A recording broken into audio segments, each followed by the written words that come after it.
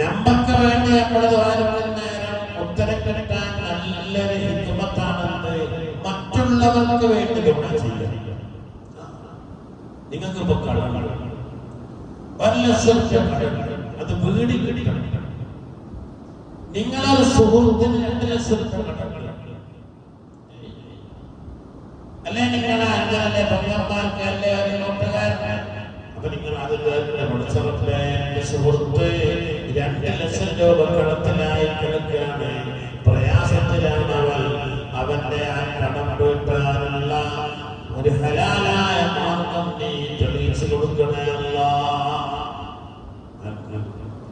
എന്നിട്ട് ലാസ്റ്റ്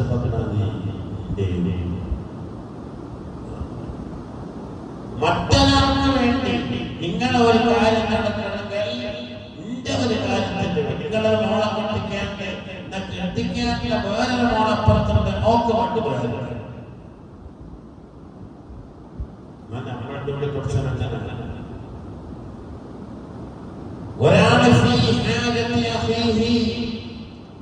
ഒരു മനുഷ്യനുള്ള മറ്റൊരാൾക്കുള്ള പ്രയാസത്തിനോ വിഷമത്തിനോ ബുദ്ധിമുട്ടിനോ അവന്റെ ഒരാവശ്യമായിട്ടാണ് ഇയാൾ പോയത്. ഇവന്റെ ഒരുപാട് ആവശ്യങ്ങൾ അല്ലാഹു ഒട്ടിക്കൊടുക്കുമെന്ന്